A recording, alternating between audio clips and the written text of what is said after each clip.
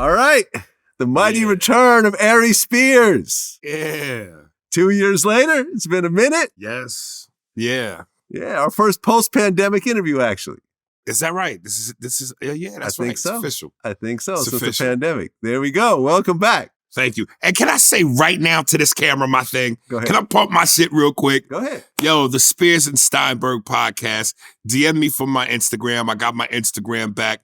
I'll send you the all the links. It's available on all streaming platforms.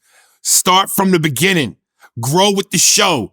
Callbacks, jokes, so you'll get it. Characters, start from the beginning. Read the book from the beginning. I promise you, you'll laugh your ass off. There you have it. Thank you, sir. Of course. That's why I wasn't back for a minute, because I felt like, I thought you and I had worked out an agreement on how I could pump my shit and do your shit, but something got lost in translation. There's always some drama between our interviews. Well, you every Russian, single time. Because I remember I look back at our old interview and it starts off with Aries Spears problems with Vlad TV since the last interview. That's actually the last one started. So that's why I was like, let me get my shit off first. Boom. And then we go. There you go. Well, let's talk about what's happening right now. Because just yesterday, Young Thug and 27 other people, on his record label, associated with his label, YSL, got indicted. 28 people arrested, 56 charges, including RICO. Vlad, let me stop you right now. Trippie Redd, Kodak Black, Tekashi 6ix9ine, the Lost Boys. I don't know who none of these Gremlin niggas is, man. This young generation, this garbage era of rap, if it ain't J. Cole or Kendrick Lamar or Dave East, I don't fuck with these Gremlin niggas, man. These kids, man, look like gremlins, B. Well, I'm too old for this. You said the Lost Boys. You threw the Lost Boys in that mix. The Island Boys, what they call them? The Island Boys, okay, because the Lost Boys were actually the original from Queens. Yeah, well, whatever, man. The Island Boys. The Island Boys, these gremlin-ass niggas, I don't fuck with these young kids, man. These niggas is roaches. Okay. I mean, you do know who Young Thug is, though, right? I might get him mixed up with another something thug or a little baby or the baby and, all these little infants and toddlers. I don't be knowing who these niggas is, man. I mean, you don't like none of these guys? For example, I remember there was a video of you on your Instagram where you were listening to Kodak Black, Super Gremlin. Oh. And you were like losing your mind, saying how bad it was. But I actually thought about it for a second, right? And I honestly feel that Kodak Black, people gonna get on me on this. You ready for this? And they're gonna get on me too. They're gonna get on me on this. I honestly feel Kodak Black is the new James Brown. Vlad, somebody should shoot you in the neck with a tranquilizer dart and put a whole bag over your body and escort you in a van to the state line and at gunpoint tell you never bring your ass back here. The new Don't you James Brown. Disrespect the Godfather of fucking soul. Man, James listen. Brown, it is a fact, is the most sampled artist in music history. Okay. That says something. Ain't nobody sampling Kodak fucking Black but other gremlins. Do you see the irony in that? When the gremlins got wet, what did they do? They multiplied. Okay. Cardi B got on by basically doing a Kodak Black imitation. Cardi B is the female version of them niggas. Bodak Yellow was really like, if you look at the name, it was basically a Kodak Black homage. Listen, That's how she got on. One of the biggest female artists of all time. I am a proud old head. And you know what? All this garbage and horse shit about how music is generational and because it's past my era. Listen, good music stands the test of time. Right. Al Green, Michael Jackson, James Brown. That wasn't my era. I mean, it was my era, but those were my parents' music. Right. But that shit to this day stands the test of time. Ain't none Kodak Black, Tekashi 6ix9ine, even Cardi B gonna be talked about 10 years from now. I mean, Cardi B. It'll be a new wave of garbage. Cardi B's been on a hell of a run. Okay. I believe her album has been charting for Listen, years. This is their time. Yeah. But that don't mean that the music is good. Okay. Or it's gonna stand the test of time. This just happens to be their time. Okay. Listen. But you do like J. Cole. Oh, J. Cole. You do like beast. Kendrick. Lyricist. Beast. Okay. Understandable. Drake? Drake's just not my cup of tea. Okay.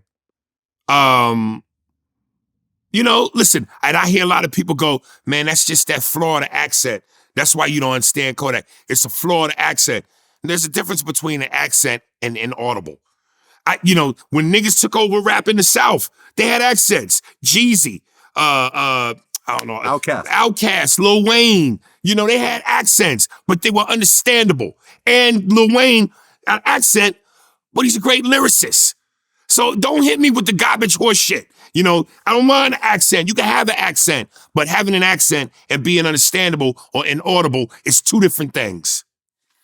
I don't know. I like Kodak Black. You too old for that shit. I like Kodak Black. I don't like every song, but I like some of his songs. I think that he has introspective songs, and I feel like in terms of his following, listen, like James Brown was not the best lyricist, but he had a vibe that people fucked with. He had more than a vibe. Great performer, one of the best dancers ever. Was he the best singer though?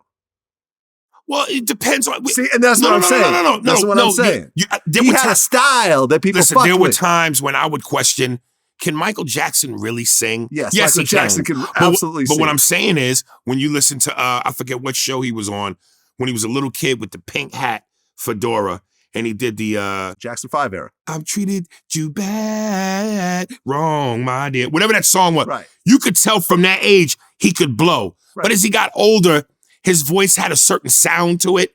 So I was like, but you could tell when he actually sang, he could really fucking sing. It's just, to me, it felt like the soulful part of him as he got older got less and less. And it was so pop that you went, singing wise, does he really have pipes? But he could sing. James Brown could sing. Right. But at one point, he just was sort of kind of grunt through the tracks and sort of do his own thing. Comedy. It was stylistic though, what he was doing. That's what a joke is. But it worked. But it worked in terms of what he was doing, right? Hey. But no one would put him up with Marvin Gaye or Michael Jackson or whatever in terms of singing ability, but people fucked with his style, just like Bob Dylan. Bob Dylan would not be considered a great singer by anyone's... I can't answer that because niggas don't fuck with Bob Dylan. That's y'all shit. Oh boy, it sounded like I've been in helium and the man in the park. Some of y'all shit. He was a huge artist though, wasn't he? He was y'all's people.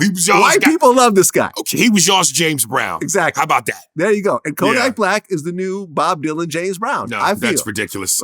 That is the most ridiculous asinine statement ever made. All right, we'll agree to disagree on this. Kevin Samuels passed away age 56. Yeah. I had interviewed him before one time. Very polarizing figure in the world. Right. I never saw so many people celebrate a death as I saw women celebrating his death. Yeah, I mean, I know what the internet is saying and the memes and all of that. I wasn't too familiar with him other than I knew that he, his truth was strong cocaine.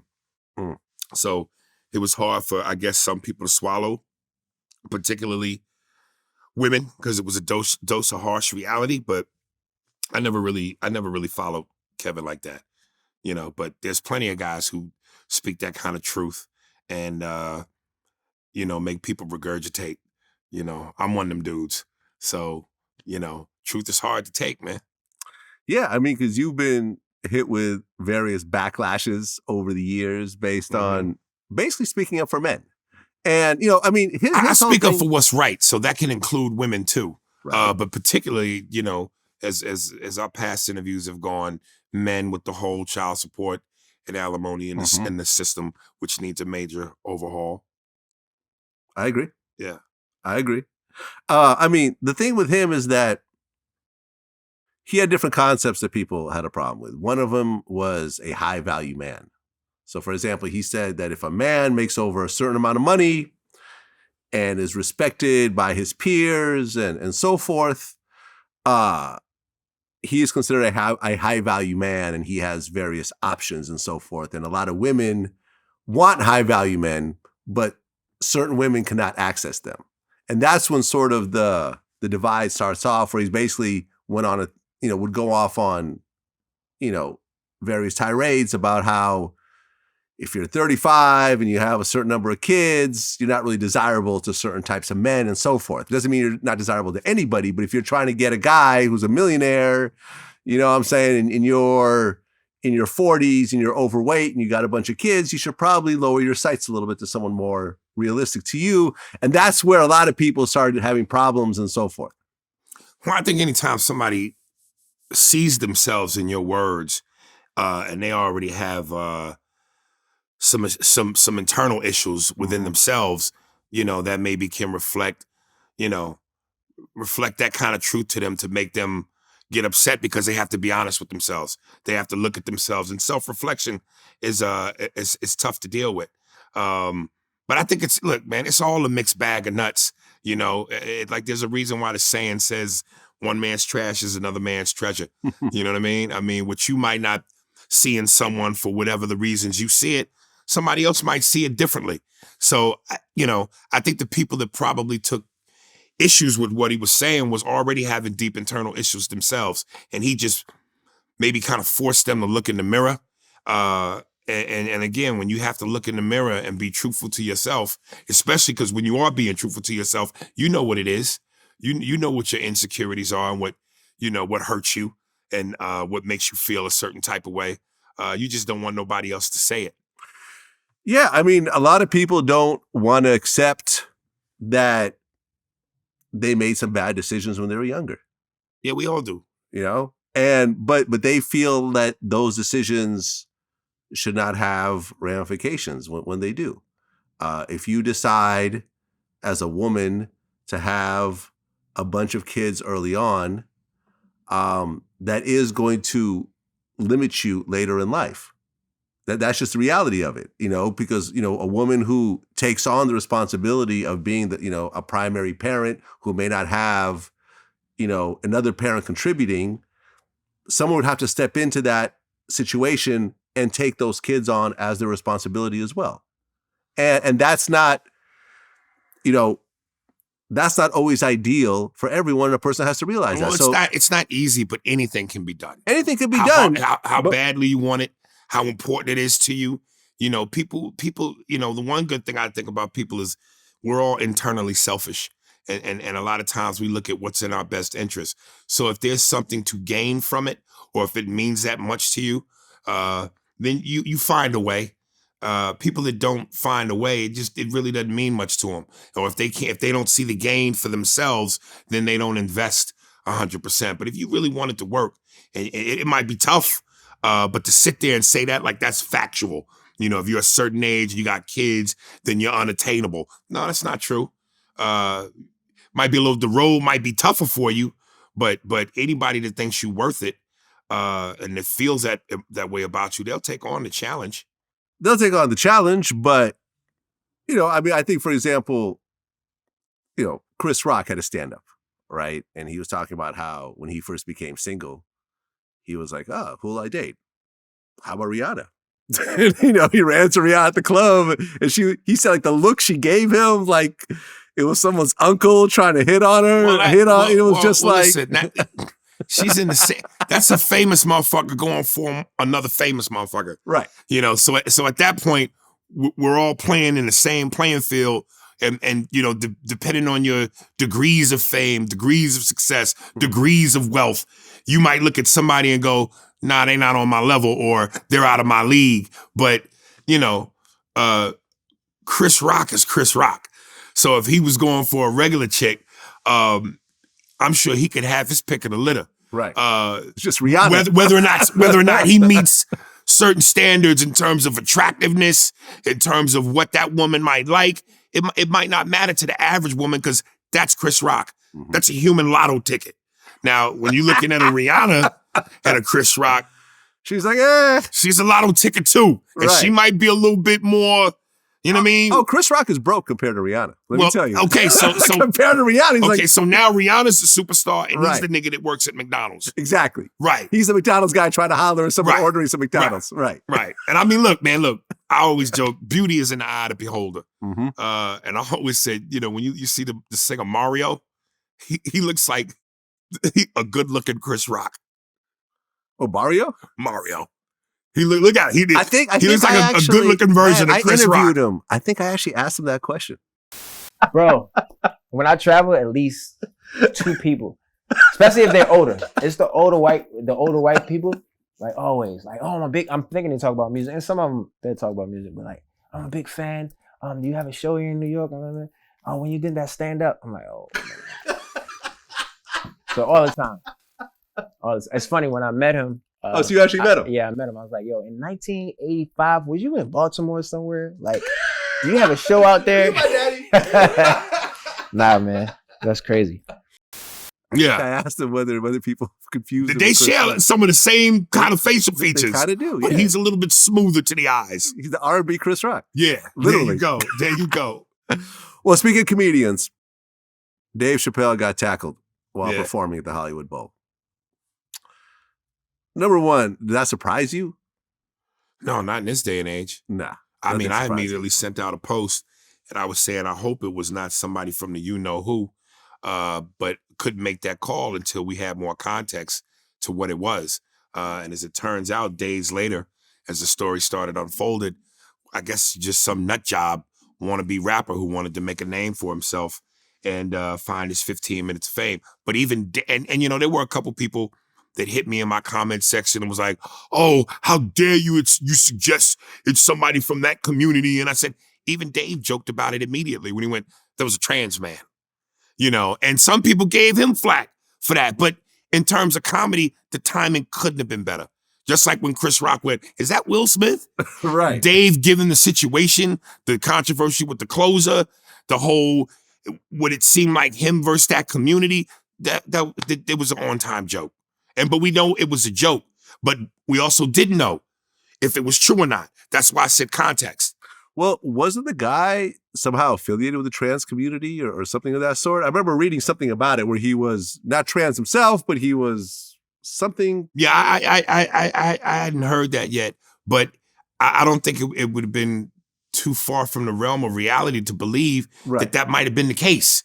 Because again, everybody, you know, we live in this social media age. Everybody got their phones. Everybody wants 15 minutes of fame, and everybody got a cause now. This cell phone gives everybody a voice and a platform. Yeah, I mean, we've had conversations about Dave Chappelle before, and you've said what you said about Dave. But since then, I feel like Dave has kind of kept leveling up. Dave's a GOAT. And I think the closer really was a brilliant stand-up. And I don't use that word very often when it comes to stand-ups. But the closer was like, yo, he nailed it. And he kind of...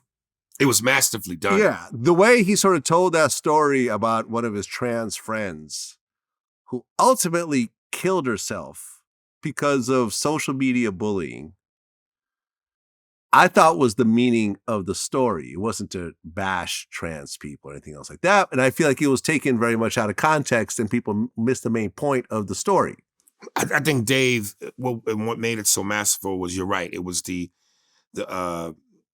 interaction between the intertwining of jokes, real stories based on a topic that's very, what I like to say on my podcast is like Floor Creek conversation. You know, it's a sensitive topic. It's an explosive argument, always waiting to happen. And the way that he wove in and out of that between storytelling, reality, humor, I thought was just absolutely masterfully done. And he said a lot of poignant things within it. You know, when he talked about how that community doesn't listen. And you know, I have a couple transgender jokes I do myself. And my whole point is always, look, everybody has to recognize that, you know, we're all human beings. We're all God's children. Therefore, we need to treat each other with respect. Nobody should be physically harassed, verbally harassed, certainly hurt. Of course, we demean all violence of any kind. And as long as you're allowing people to live their life and have the same rights and liberties, that's what America is all about. That's what humanity is all about. But you also need to be able to take your knocks just like everybody else. You know what I mean? No one is exempt in the world of comedy. So, you know, you can't sit in the audience and laugh at nigga this, bitch that, hoe, cunt, you know, every other demeaning word or derogatory word in the book and go down the list. But then when it comes to you, you can't take a joke. All of a sudden you want special treatment. You know, it's like black people have been dealing with violence and ridicule and foul shit since we've been brought here. But somehow we find a way to laugh at it. So, and I'm not trying to downplay one person's plight more than the other. You know, this ain't a pissing contest in terms of who's suffered more. But if we're gonna go there, niggas is the Babe Ruth of torture. You know, I don't think there's any other race that has gone through what we have gone through and the way that we've gone through it and the time that we've gone through it. So, if we can take it, y'all got to take it too, man. Well, speaking of not taking a joke, the whole Will Smith, Chris Rock thing. Yeah. Now, when I go to a comedy show and I sit in the front row, I expect to be made fun of. I expect the lady I'm with to be made fun of. If you buy courtside seats, you're gonna be you part know of what the I'm saying? game. I expect to get roasted. You know, Tony Rock has roasted me when I sat front row at, you know, one of his shows. Like, you know, Charlie Murphy has roasted me. Like, I get roasted because I am in the front row, and that's what happens at comedy shows. I mean, the Oscars was not per se a comedy show, but it really kind of was with comedian presenters and so forth. So when you saw the slap unfold, number one, do you think it was real? Absolutely. Okay. Because a lot of people thought it was fake in the beginning. Fuck out of here with that horse shit. Conspiracy theorists make me sick. I mean, I believe there could, I'm not going to say there's no such thing as conspiracies because, you know, look at the country we live in, you know, look at the world we live in, but particularly this country. So we know that there's been a lot of foul shit that's been done. But come on, man, everything ain't a fucking controversy and a conspiracy. You know what I mean? Everything ain't a conspiracy. I believed it 100%. I don't even see what would be the gain in doing that. Like, what's the upside if it was fake? Well, not for Chris. Well, really not for anybody. Well, people wanted to go, well, his ticket sales went up. Well, duh. Ain't controversy sells. So, of course, his ticket sales went up. But, you know, other than that, what's the gain? No, I didn't think it was fake at all. Like, when I saw it, I'm like, you could tell by the way that Chris reacted and how angry Will was. Right. I'm like, that's definitely real. And what's funny about this whole situation is that when Chris Rock did the whole G.I. Jane joke, Will was laughing initially. And then he probably got that look from Jada. You know, listen, man, I said this on my podcast, like this is what's mind-blowing to me is you really, unless you really live in another person's shoes, you really don't know. And it's so easy to judge from the outside looking in. Because to me, it's a head scratcher. I'm sitting here going, when I saw Will Smith on the Breakfast Club, he basically said, yo, I had insecurities in regards to Tupac. Right. And I'm sitting here like, you know, Will Smith is one of the biggest, and certainly at one point during the 90s and early 2000s, was the biggest movie star on the planet. He surpassed Tom Cruise. And I'm just thinking, here's this tall, good-looking, charismatic, A-list, super wealthy, super famous dude who is the envy of all women. He's good-looking, he's attractive, he's got sex appeal, you know, he's in shape. A-list box office movie star with insecurities. Insecure about, you know, listen, I think a lot of men, whether they care to admit it or not, our one weakness obviously is pussy. And when it's pussy we care about, then our ego, our macho gets involved, and we don't want to think that we, you know, there's some other dude out there that's fucking our chick better than we can. When we with her, we kick dingling. We the baddest nigga on the planet. But the idea that someone of his magnitude, with all those accomplishments, would have a moment of doubt and insecurity, it was that blows my mind. That blows my mind because I'm on the outside looking in, going, if I had half of what Will Smith had, let alone all of what he had, what the fuck are you insecure about? What could you are famous all over the world. You could have any woman like that. You got money, you got fame, you got crib, you got the houses. You're the biggest motherfucker on the planet.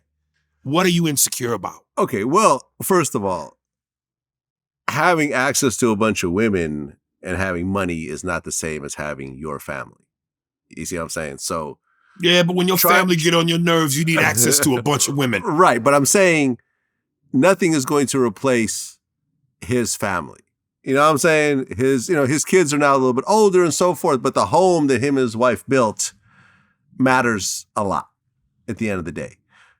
money can't just erase that. So you could tell that trying to keep this marriage together with the red table talk and the Tupac shit and the August Alsina shit, the entanglements, Right. like, the fact that it's like, yo, this was your son's friend who he brought home, and now your wife is fucking him, and y'all going on vacation together and hanging out. That's not an easy thing to really swallow. Like, there's a reason that saying exists. Hell have no fury like a woman scorned. Yeah. When a woman decides to get dirty, them hoes go all the way, nigga. They'll fuck your father. They go all the way. Well, the new theory is It seems like when men fuck around, we not trying to hurt you. Like, we not trying to do foul shit other than fuck another chick. When women go, oh, you doing that? Oh, watch what I do. Right. It feels like their cheating is more about personal payback. Like, I'm gonna stick this knife in you and twist it.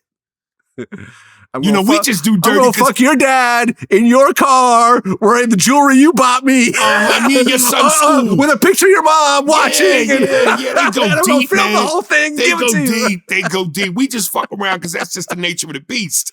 We just like pussy. Well, the theory now is that Tupac faked his own death to get away from Jada. Hilarious, but come on. We don't fake it. Tupac was a thug ass nigga. He ain't gonna put on a show and hide to get away from some pussy. He just tell her, I'm out. Yeah, man, it's ugly. The only thing that's crazy to me, you look at the entire cast of A Different World. Mm-hmm. When you stop and think, who's the one person? And listen, I'm not trying to demean any of the other cast members. They've gone on to do whatever other things they've gone on to do. But the one person whose name and face still shines the biggest is Jada.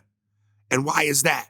Because it will. Because she married the baddest motherfucker on the planet. So it almost feels like he gave her life beyond what she normally would have had if she hadn't been with him. Not to say that, she couldn't have gone on to do her own thing, but even with Will, how much has she done? It just felt like her lifeline has been extended because of who her husband is. Yeah. I mean, D.L. Hughley, when he was on my show last time, said that they don't live that lifestyle because of Jada's movies. You think we living this good because those set it off residuals? You think they making Nurse Hawthorne too? Jason's lyric ain't right, they ain't doing that again. And Tupac is dead. He is. So at a certain point, I think the grace that we generally extend to anybody else outside of our partners, we have a hard time extending to them. You know what I mean? And Faison Love, when we interviewed him recently, he feels that from his point of view, and he doesn't know either of them really, but from his point of view, he feels that Jada is a bit jealous of Will's success. Look, he got his endless money. He's got a great career. People love him. But that might just be the problem. Hey, I do the same thing in my shit. I mean, Will, let's talk about Men in Black. Let's talk about you saving the world. Hey, Jada, let's talk about menace to society. It might be that thing.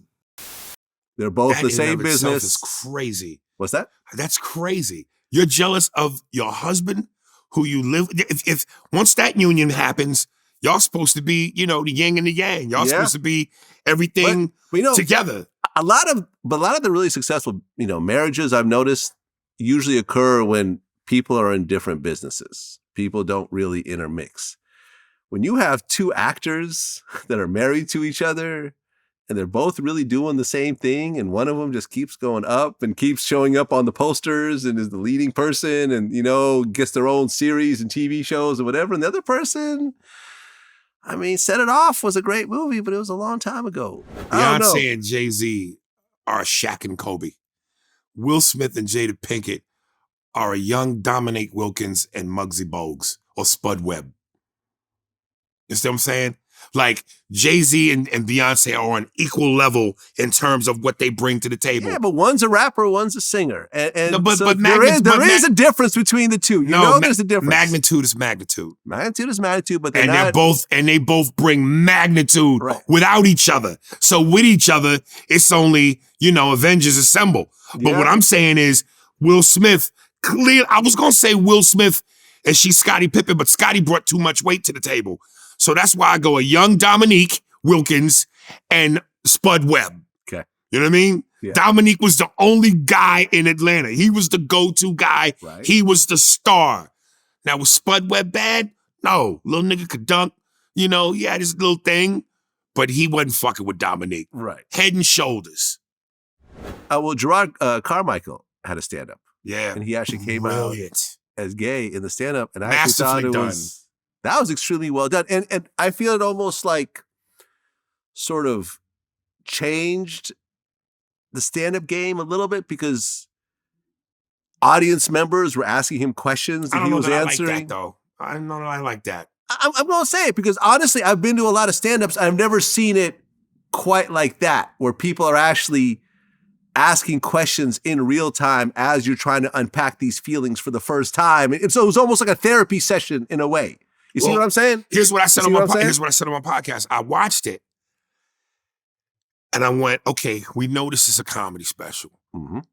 But when he came out, I went, and not that it changed it comedically, but I went, okay, this is comedy, but now it's starting to feel a little bit like therapy. Mm-hmm. Because he's coming out, people are asking questions. And I think the nature of, and let me just say before I make my point, I think that in terms of a style, if comedy was music and was a great music artist, Dave Chappelle is Miles Davis. His delivery, his flow, his cadence, he's smooth, he's sophisticated. All of what he embodies comedically is a Miles Davis. I think Gerard Carmichael is like John Coltrane. They are two great jazz-like comedians. Dave, to me, is a little quicker, a little tougher, a little edgier. But just watching Carmichael and his natural flow, sitting in a chair, some of the physical pauses he would take, taking his time, his body becoming just as important in terms of his movements, his body language, trying to convey these messages physically, as well as through thought, mentally, pause, reflection. And it was interesting to watch, but it definitely felt at times way more therapeutic than comedic to me. Right. And I'm not trying to diminish the comedy. Right, which is why I said it kind of expanded the genre a little bit. I'm not saying it revolutionized or whatever. I'm like, okay, I've never seen anything quite like this before in all my years. Right. Not to say that people don't do stand-up and ask and the audience interacts. You've seen that, but not in this therapeutic kind of action. And it was such a heavy thing to unpack. Right. That's why I'm saying it changed the tone of the room. Right. So where you went, normally with a special, it's 100% comedy. Right. There might be some deepness and some shit, like, some I love intellectual you, Gerard. thought. Yeah, I love you too. Yeah. Some shit to make you think. Good comedy is supposed to make you feel uncomfortable and question and think and push you. But still that balance, even that is 80-20. Once he opened up, it felt like it went from 80-20 to 70-30. 70 more therapeutic, 30 comedy. Yeah, I mean, people compared it to Richard Pryor. I don't know that I'd do that. I think when he talked about how he burned himself and all this other type of stuff, I think that there was some similarities, but it was different because it wasn't, the audience was not talking to him. Well, not only that, that moment with Richard Pryor was just a quick moment in talking about it. Mm. If you're talking about him doing it when he did stand-up. Yeah. The rest was still heavily jokes. Yeah. Once Carmichael opened up, that's what I'm saying. It changed the tone. Yeah. The pacing was slower. It became more about, oh shit, this moment. Yeah, I agree. Did you watch the new Kendrick video, The Heart Part 5? I seen a glimpse. I didn't catch the whole thing, but I saw when he turned from OJ to Will Smith to, Yeah, he turned from OJ to Kanye to Will Smith to Jussie Smollett to Kobe Bryant. Yeah. And I think Nipsey Hussle at the end. phenomenal. Visually, it's is it going viral? Oh yeah. Oh yeah. He got like 10 million views like in a few hours. Yeah. Number one music on, video on YouTube. See, and that's what I'm saying. Like, again, Kendrick is one of them dudes who can creatively be masterful at it and genius. And lyrically, when you listen to the content, it's fire. Kodak, I need a translator, man. Right. Well, I mean, I think what Kendrick did was actually very interesting because he basically said, like, I am all of us, I think at the end. Right.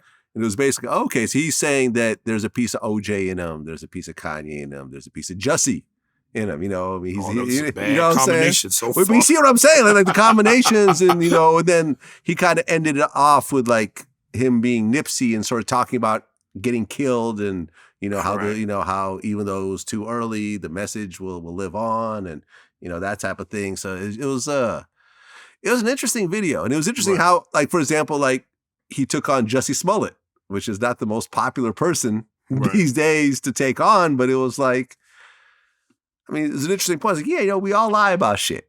Like who hasn't made up a lie and try to run with it? Right. When no one believes you, but you just got to stick with it anyways. I think that's the reason why I know for me personally, I have such a deep affinity for guys like Tyson and Dennis Rodman, because I don't think there was a single lie told. They were out front and center in terms of who they were and what they were. Yeah. So, where a lot of these guys, they give you one image for the cameras, but then the lie is is when the camera's not on. And those to me are the ones to look out for. That to me is shiesty behavior. I think even for those people who say what they will about me, because, you might not like me because what you're seeing is, this is what it is. You know what I mean? There's no abracadabra. There's no, I'm this way on camera, but then off camera, this is it. So even to my fault.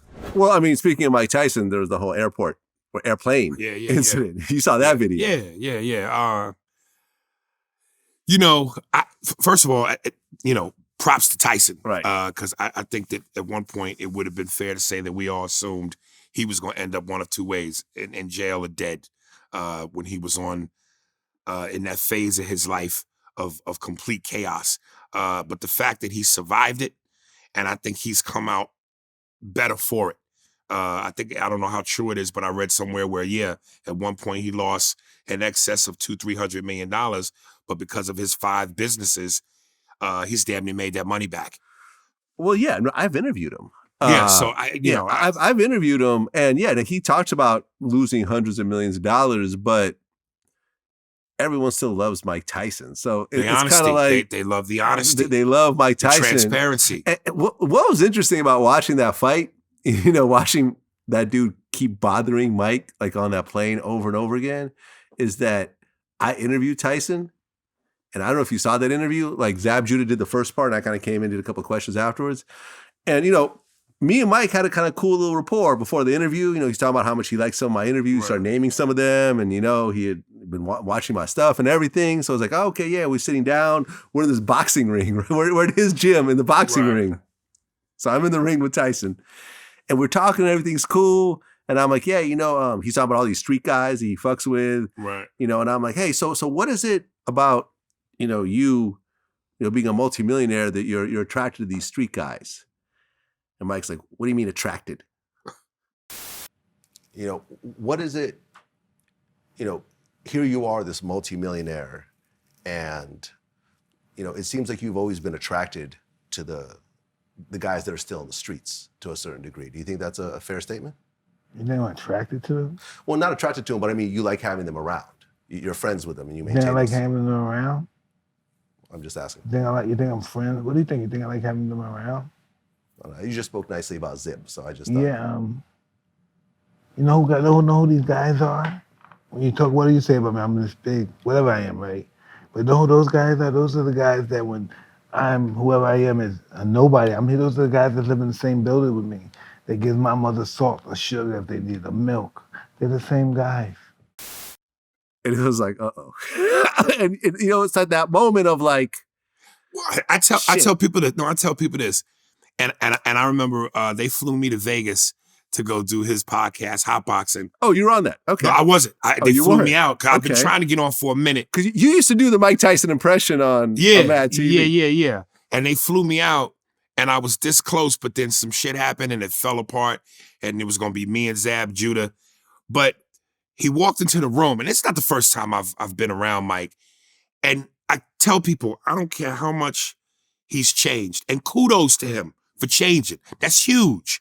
I don't give a fuck how much he's found his feng shui. Don't ever forget that motherfucker's a human lion. And I don't care how much you think you have tamed a beast. At some point, nature will remind you that that's a fucking lion. Sigfield and Roy just entered the chat. Let me tell you something, man. And white people, I know y'all have an affinity for wild fucking animals. Y'all are the only race of people that will do whatever it takes to be able to have a lion in your bed and feed it milk and brush its mane. Because you think that because you name it Albert, that this motherfucker will forget its natural instincts, which is to maul you and eat you for lunch. Because you call it an Albert and it doesn't respond to a name you've given it. Then you find out the hard way. Y'all love fucking with wild animals. And I think that white boy on that plane forgot that was a human lion. And he got reminded. Yeah, he got smacked up. And like I said, when Tyson said that, I'm like, all right, let me try to figure out my way out of this one here. Let me tell you the scariest moment ever. When Tyson did that interview for Bryant Gumbel's Real Sports, and he was talking about the time when his daughter died in the accident. Yeah. And the reporter brought it up. And Mike does this thing, and when he does it a lot, when he talks about cuss, he's trying to talk, but he's fighting through the emotion and the tears. Yeah. He starts talking about cuss. He starts struggling, and it gets breathy, and you could see it. Mm-hmm. And at one point, the dude asked him about his daughter, and Mike tried to talk about it, and he was like, I had to get high, man. I did coke. I had to get high. And then he pauses, and he looks at dude, and he goes, you gotta go. You understand that, right? You gotta go. I was at home watching that. I got dressed and left. You left. I left my crib. When Mike told the reporter, you gotta go, I got up and left. Yeah. It's in the eyes, man. And the last time I saw him in Vegas, when he walked in the room, and I said, yo, champ, good to see you again. He said, yo, what's up? But there's a look in that man's face where you just go, don't fuck up. Yeah. Yeah, I actually met Here's the section where a lot of you fucking cornball ass motherfuckers who go, 5150 show. Yeah, he'd have beat your ass like Zoe Williams beat your ass. 5150 gang. You niggas dick ride so hard for Corey. It's unfucking believable. Y'all got Corey jizz all on your face. 5150 gang. Gooey raccoon. Fuck out of here, you double-fisted fucking cowards. Corey Holcomb talked some shit about me also. So Let me tell you something, and I want to say something real quick, and I probably shouldn't even say it, but really, Corey, if you're watching, listen, we two grown-ass men, and a lot of people be hitting me up on Instagram and be like, yo, Corey still talking shit about you, and Corey talks shit and says my name on 5150, Aries Spears this, Aries Spears. Look, man, even though we not vibing no more personally, I still think Corey's one of the baddest comedians in the comedy game. He's a beast. I still got nothing but respect and admiration for you, Corey, comedically. I hope that one day we could put this bullshit aside. I know I don't mind doing it. I'm 47 years old. I don't know how old he is, but if he's in the 40-year-old club, we're too fucking old as black men to be beefing over some high school shit or what felt like high school shit at the time. And to keep it going certainly is some high school shit. Okay, here we go. Let me put this out there. Corey, if you're listening to this, I got a check for you. I'm going to have a check for Aries Spears. Both y'all come on Vlad TV. I'll have security there to make sure everything is cool. Y'all can work out the issues on camera, and y'all walk away with a check, so it'll be worth your time. But it ain't got to be about the money for me. Well, I'm just saying, I'm going to take the money because I ain't stupid. I'm going to make it worth everyone's time. I'll bankroll. I'll bankroll both of y'all getting on here, working out the issues, and talking out like men, and walking away shaking hands. Listen, and my whole thing is this. Again, I don't wish no ill will towards Corey. I wish, because he's so talented. I wish him nothing but the best, more success. And I hope that, you know, if we could eventually let bygones be bygones, who knows? Maybe we could work together. You know, I don't consider myself to be the best comedian in the world, but I think I'm far from decent. I think I'm pretty much up there. And I know Corey is a beast. Yep. And we have the same kind of comedy in the sense of edgy, you know, don't give a fuck, you know, raw. We both uncut cocaine. We both cocaine that has yet to be stepped on. So let's put the bullshit aside, brother. You know what I mean? We too old for that. I'm with it if you with it. There you go. So, and I'll bankroll it. So there you go. Look, the you Russian making money off the niggas in a cage match. What do you mean I'm making money? Everyone getting money. Everyone getting money. Yeah. Everyone in any cage match? No. We're not putting that out there. We know how you Russians do. You want to make money off the black Negro. It's going to be very, very peaceful. It's going to be very peaceful. It's going to be nice. It's nice. Kim and Kanye. Kim and Kanye. When Pete Davidson entered the chat, right? As a fellow comedian, when you saw that whole situation, what did you think? You know, I know a lot of people, and probably to some fault of his own.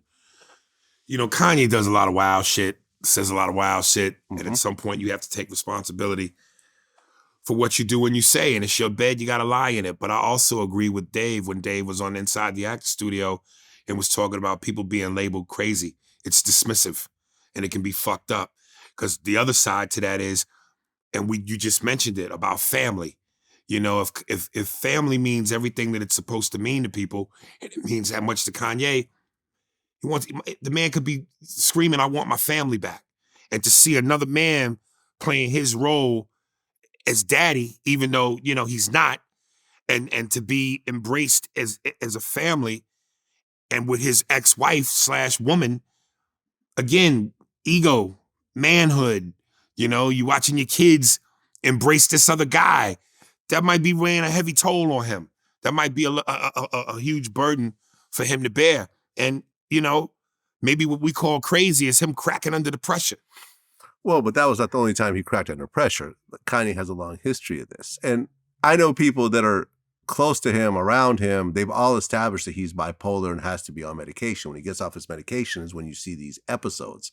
Like at the end of the day, you know, yes, you could be eccentric, but when you get on stage, go on a rant and cancel your entire world tour right then and there, when there's literally tens of thousands of people that have not only bought tickets, but venues have been booked and security and people's jobs are on the line and so forth. And because you go on a fucking tirade and you get into a manic episode, you decide to just quit right then and there. You can't say that's completely sane. Well, listen, technically you're right. And from a business standpoint, from a production standpoint, all that is money.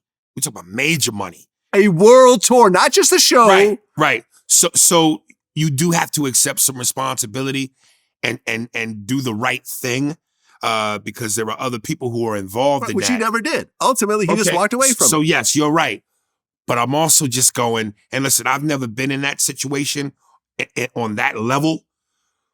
But some of the little things that I have experienced from a standpoint of divorce, failed marriage, family, kids, it takes its toll, and maybe, you know, it's your responsibility to try to manage all that and try to figure out how to do what's right for you, but at the same time not burn any bridges or create any bad relationships when you're dealing with that kind of business and that kind of money.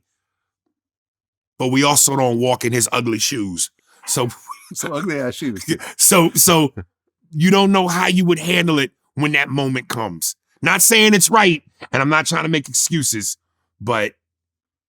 Well, DL Hughley, when he was on my show last time, he made some comments about DL, right? You know, DL made comments about Kanye and Kim. And he basically said what Kanye was doing was stalking, and if that was his daughter, then he would do something about it. I think that I've watched too many times where things like that happen and a woman or somebody's not believed, and then things escalate. Yeah. He is stalking her. You could think it's cute.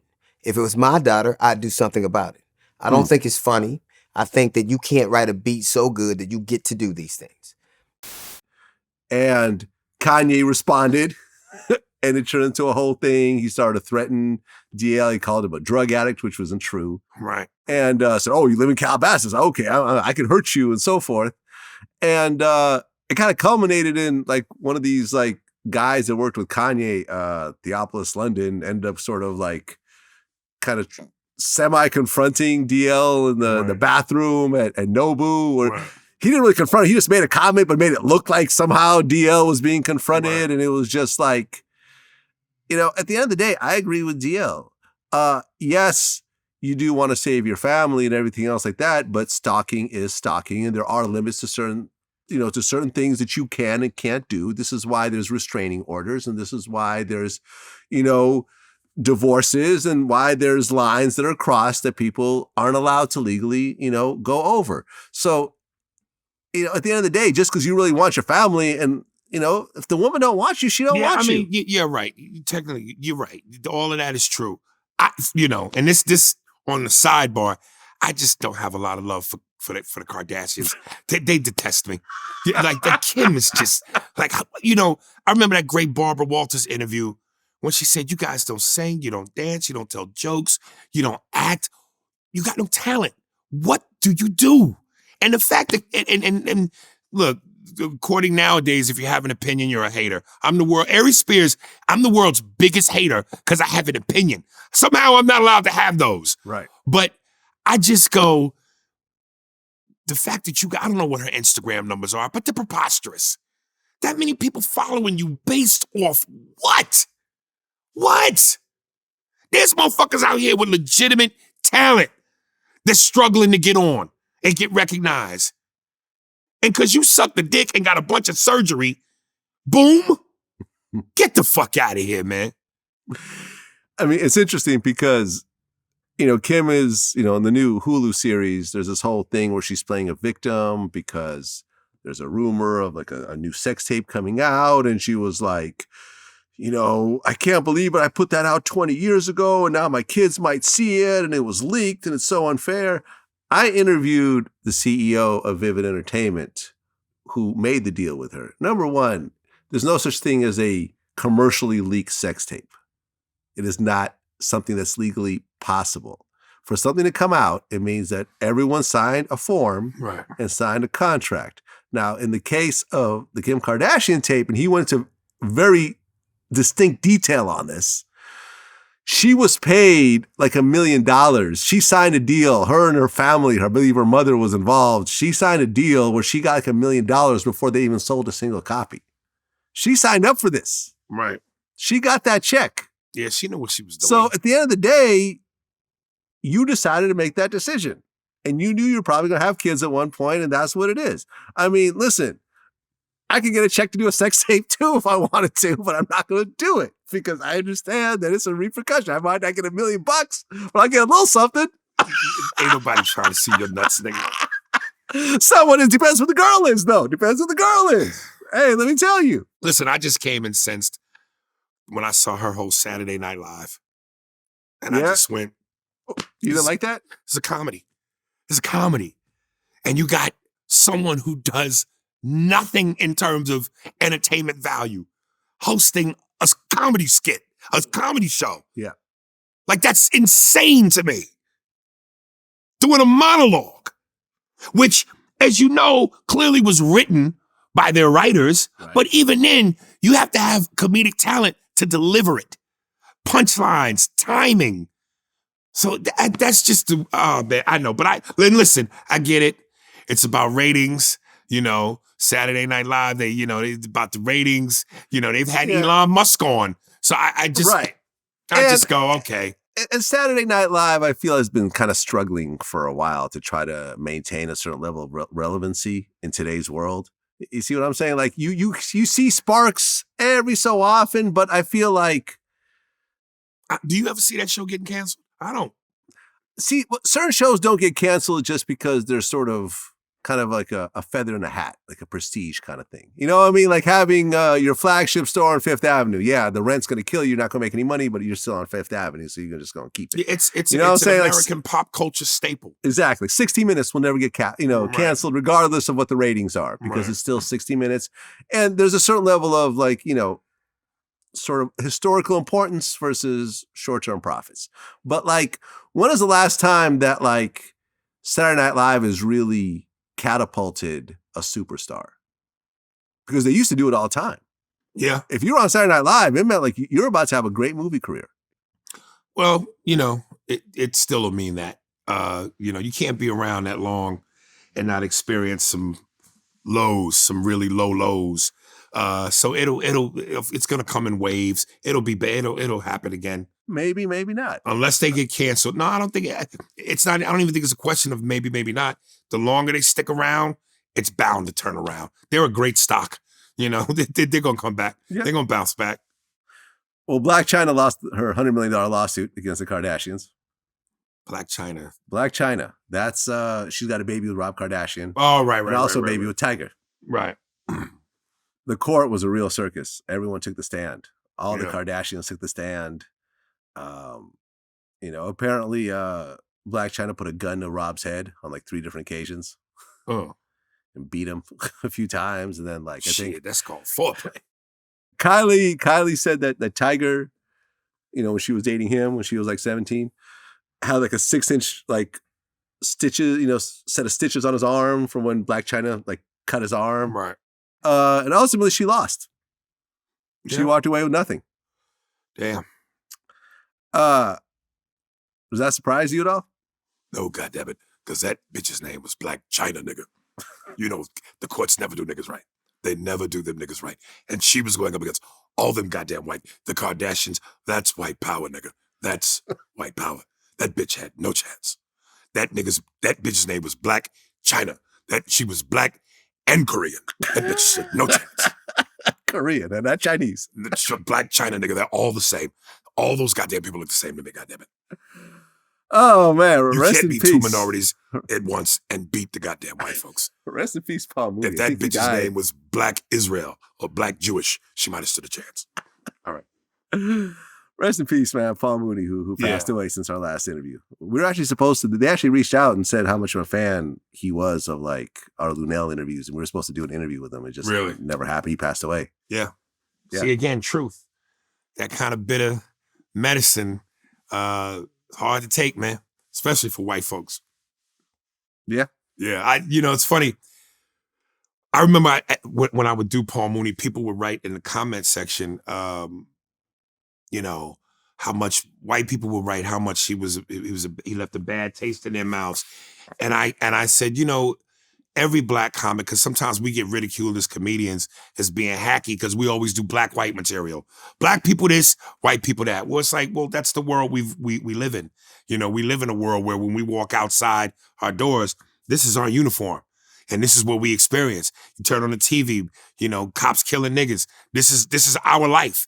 So it's like, Eddie Griffin, myself, Chris Rock, I could name a plethora, D.L. Hewley of black comedians who do racial black-white material. But it always felt like for white audiences, we went down on the palate a little bit softer. Like, we're more like the Harriet Tubman, Sojourner Truths, Medgar Evers of comedy. Paul was Nat Turner. Paul was Nat Turner. He was killing the white women and the babies. Burn it all up. He was a little bit tougher. His truth was our truth, and we all echoed the same shit. But on the white palette, Paul was straight no chaser. Yeah, that's why Chappelle had him on his show. Yeah. I mean, that's when I was introduced to Paul Mooney. Right. The Chappelle show. Yes. I'm sure. Oh, when I know him, the history of. Yeah, you knew the history of. But for me, when the Chappelle show, I'm like, this dude is on some shit. Yeah. Yeah. Like those skits that he had and so forth. And white people, I think y'all really the only race of people who do what they call that bondage shit. S&M. S&M. Yeah, niggas don't fuck with chains and whips. And white people, y'all like that kind of pain. Y'all old freaking white dudes. I don't like that shit. Nah, you might not, but racially, Y'all like to get kicked in the nuts with heels. And Paul was the motherfucker with the whip. His truth would S&M y'all. And y'all like that kind of pain, man. I was talking to a female friend of mine the other day, and she was saying about how the first time, and she grew up in the hood, right? She was saying about how her mom sent her to this camp, right? And when she first got there, and they were like, so we're all going to sleep outside. And she's like we're homeless? Oh, that's another thing. And listen, man, as a stand-up comic, I travel the country. I'm on the road every week. White people, y'all can lay down anywhere. Y'all be in them airports stretched the fuck out like they're beds on the floor. Y'all motherfuckers can lay down anywhere, man. I love white people, I really do. But y'all some Vikings, man. Y'all some Neanderthals, man. I was walking on white girls walk on the concrete with no fucking shoes and socks. The palms of your feet all black and dirty. Bitch, you ain't coming in my car. Where you putting your feet? You lick your dogs in the mouth. You play with wild animals. You lay anywhere. Y'all are Vikings, man. Y'all are Neanderthals. I mean, she went through this whole conversation of, she was like, so we're going to be outside like we're homeless? Like, no, dear, it's going to be fun. She's like, no, like, I don't want to be homeless. Like, man. Because she had been homeless at certain points, like, getting kicked out of her house and everything. She's like, no, I don't want to sleep outside. There's exceptions to every rule. I'm sure there are some black people that go camping, but you ain't going to find niggas going camping. Being out in the wilderness, if we know bears is out there, right? Why the fuck are we out there? Like, when I hear about white people getting mauled by mountain lions, you know they're out there. Right. The fuck are you doing out there? Like, black people, we will wear some gorilla socks, but we ain't playing with gorillas. Niggas will wear a bear hat, but we ain't playing with bears. I've never liked camping. I mean, like, what? Am I supposed to, is this what it's like to feel really poor right now, sleeping outside? I don't want to do this shit. Like, I wouldn't mind camping if you took the animal factor out of it. Really? No, I don't even I could get with that, being out there on a nice night, looking at the stars, cooking your own food, the fireplace. I could do that. DoorDash. But them bears, man. The bears? Them bears, man. Fuck that. A$AP Rocky, after getting Rihanna pregnant, is actually up on some serious charges right now. You know about this? No. Well, coming off of a private plane, from Barbados, he gets arrested for actually shooting somebody last year. One of the other A$AP Mob members. How old is he? Well, I don't know, maybe like 32, maybe? I think what age do you stop doing dumb shit? Especially when you got money, 33, a career. 33 years old. Yeah, when you got money, a career, right, lives to look after. I call it actual age. Actual age. Actual age. Yeah. That's what I call it. Well, that's if what you're niggas worth always millions, called it. Stop stealing our culture, nigga. That's what niggas say. Actual age. Actual wage. Yeah. There you go. And the thing is, when you've made millions of dollars, the gunplay should stop. The physical altercations should stop. Just the general thugging out, ignorance, like it's over. Like, you know what I'm saying? Like, my plan for years has been not to get into any more physical altercations. That's really been like my actual plan. Have you been on a run? On a good run? I've been on a long run. Really? Yeah. A good decade, I think. A good decade without physical altercations, I think. Right. Yeah. You used to get into a lot? I've gotten into my share. Is it because of this? Sometimes not. Oh, okay. Sometimes my chaotic personal life. Right. Dealing with women and home invasions and the such. Right. But I'm saying, like, Home invasions. I've been through some shit. Right. What I'm saying, at some point, I'm like, listen, like, I have a little bit of money now. I can hire security when I need it. I don't need to show everyone how tough I am or whatever. Right. If I'm going somewhere where there might be a problem, let me have someone there to take care of that problem and not try to be macho or whatever else. Yeah. I don't get into it with people, out in public, and I don't know, like A$AP Rocky shooting somebody, or really just gunplay in general at that age and his success level really kind of stunned me. Yeah, my whole thing is, as good as pussy feels, why would I want to be in a place where I can't have any? Right. That's why I don't understand motherfuckers that commit them crimes. I go, y'all don't stop and think 5 years or more?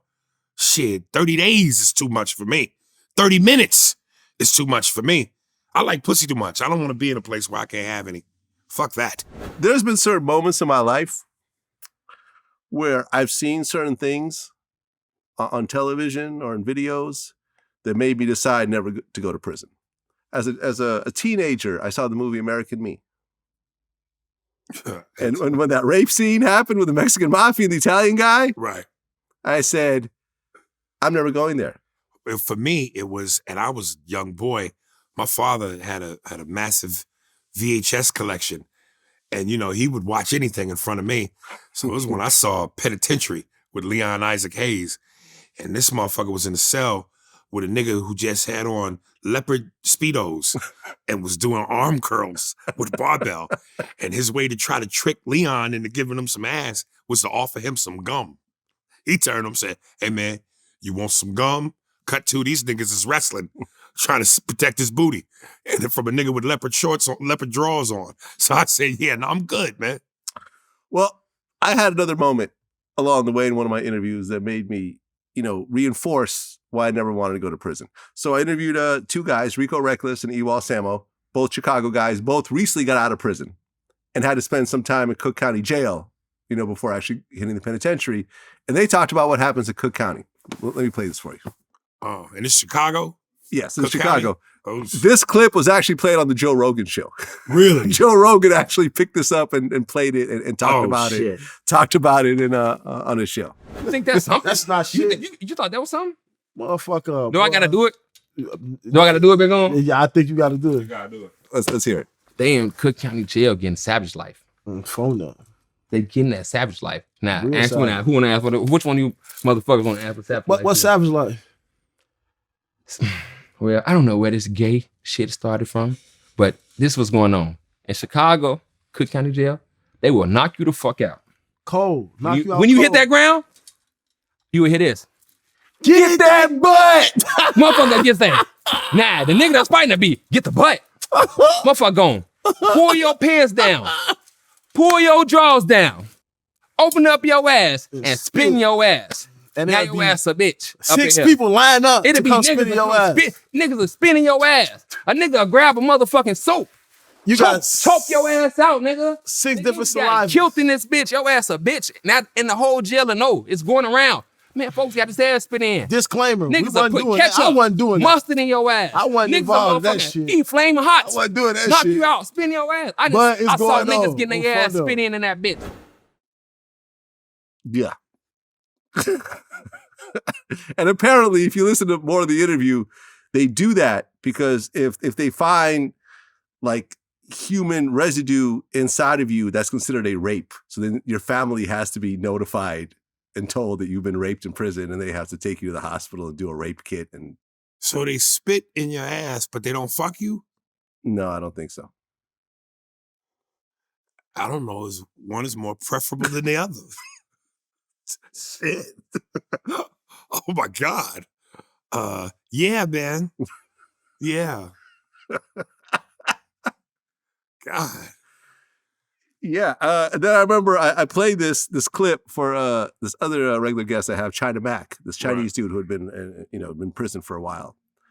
He goes, well, I've never seen that, but what he did see is like dudes would hide things in their trunk, which means their ass. Right. And he said that what would happen sometimes is people would find out, like, let's just say someone's smuggling in some drugs or something in their ass. They'd figure it out, knock the dude out, and then reach in their ass and pull out whatever's in their ass. So, in jail, like, your trunk, right? Your trunk is where you stash shit that you're not supposed to have, right? So your trunk is your ass. You know what I'm saying? Okay. Yeah, you put the shit in the trunk. You know what I'm saying? So like Boofing, yeah, Right. you put it in the trunk. So now, say you got, all right, so people like, you know what I mean? Somebody go to the dance floor, visiting floor, and then let's say they get the bag. The girl, whoever, significant other, their boyfriend, whoever the fuck it is, right? Bring them the bag. And the bag is drugs, right? Like weed, you know what I'm saying? A finger of weed, a finger of fucking dope, whatever the fuck, you know what I'm saying? Mm-hmm. And then I've seen, so what they'll do is like, if motherfucker know that somebody coming through with the bag, he got the bag on him, he'll get knocked out, somebody will knock him out, boom! and then put the glove on, right? And you go up in that ass. You go up in that trunk, boy. Then go smoke that shit with their friends later on. Just like it's like a whole different planet. Like it's a whole different universe of functioning. Crime doesn't pay. I just pay my taxes. Fuck that shit. You know? Pay my insurance. Oof. Yeah. Since our last interview, Cuba Gooding Jr. Has pled guilty to groping a woman. And shortly afterward, actually announced that he's hosting a strip club. He's hosting? He's hosting a strip club to celebrate. I don't know if it's a victory or not. I mean, he pled guilty to it and so forth. And you actually worked with him on Jerry Maguire back in the day. Yeah. It's a cold game, man. I'm really trying to learn and become more financially literate. I'm investing in stocks, real estate, because you have to be crazy to put all your eggs in this entertainment basket. And I used to be a firm believer in, and I still believe it to a large extent, where I remember when I first started, people would always say, hey man, have something to fall back on. And I go, nah, because if you're prepared to fall back, then you're not prepared to win. You're prepared mentally that there's a chance you could lose. So fuck falling back. There's only one way to go, and that's forward. And I think you have to have that mindset to be successful in a business like this. But now I'm just like, and not to say that drive shouldn't be the same, but you just got it. You want to be. I don't really quite know how to articulate it because it sounds like I'm going against. I'm contradicting what I'm saying.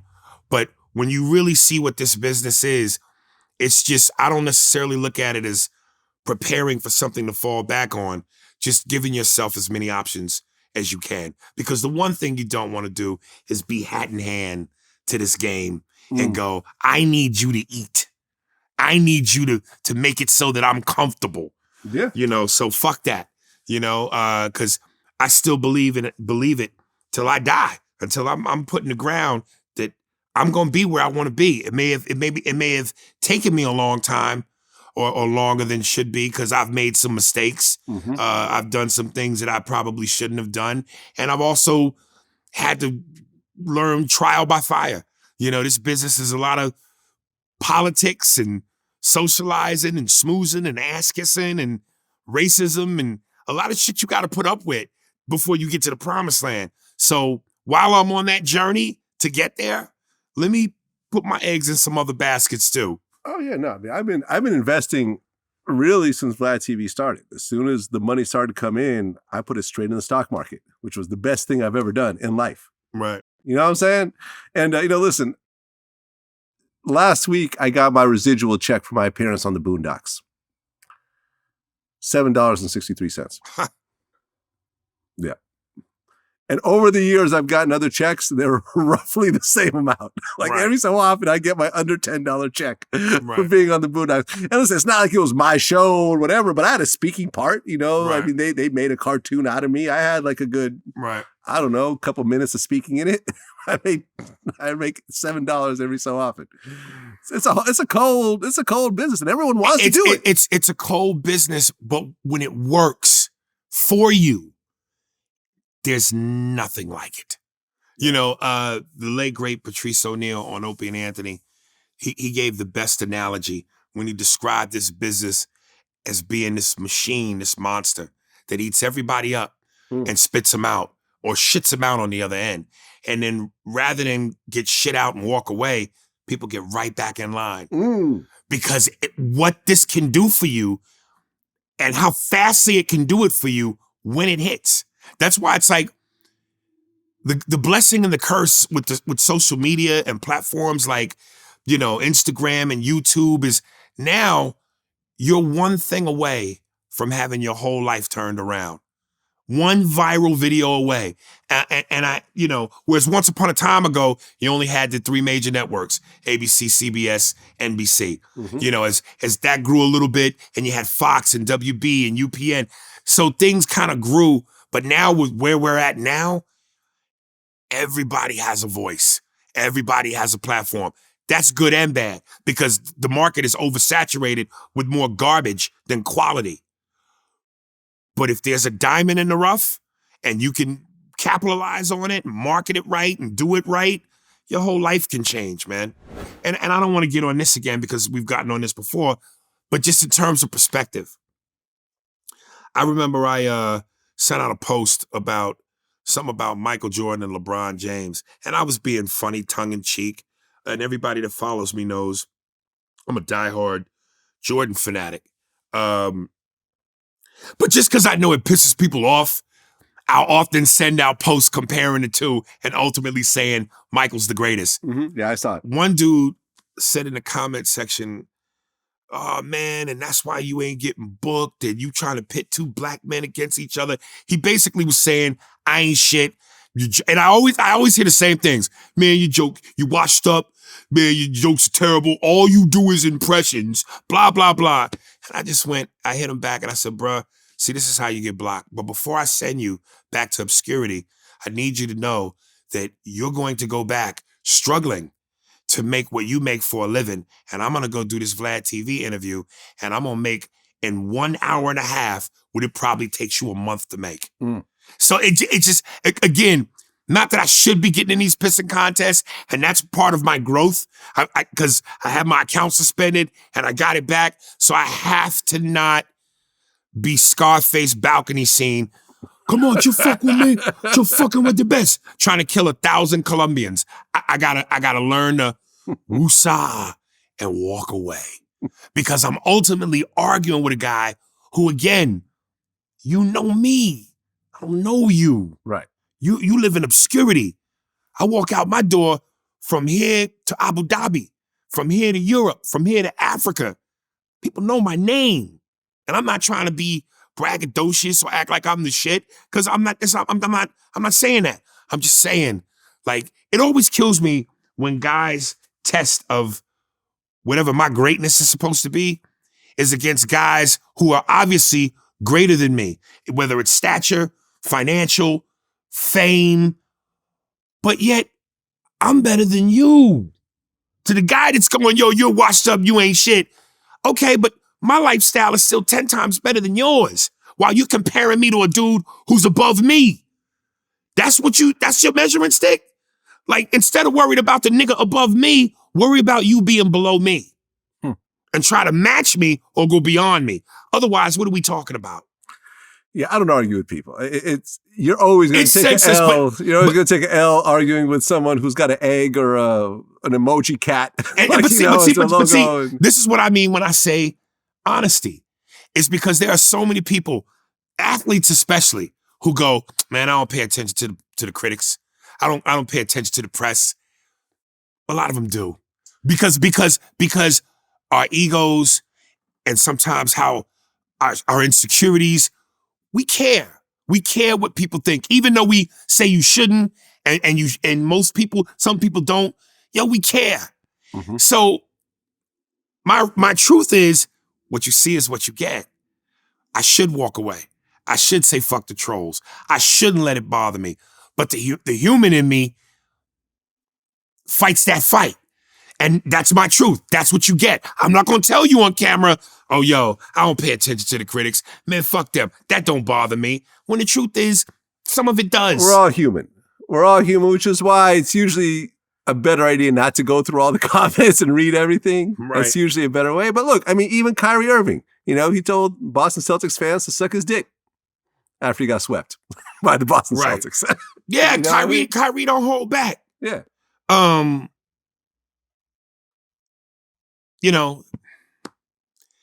It's tough, man. It's tough. And this is what I love so much about The Last Dance, man, was we finally got to see Michael the way some of us suspected he was. Prior to that, it was all, sometimes I dream, squeaky, clean, right. Teflon, no mistakes. Based on what you saw image-wise in front of that camera, he was the purest of all pure.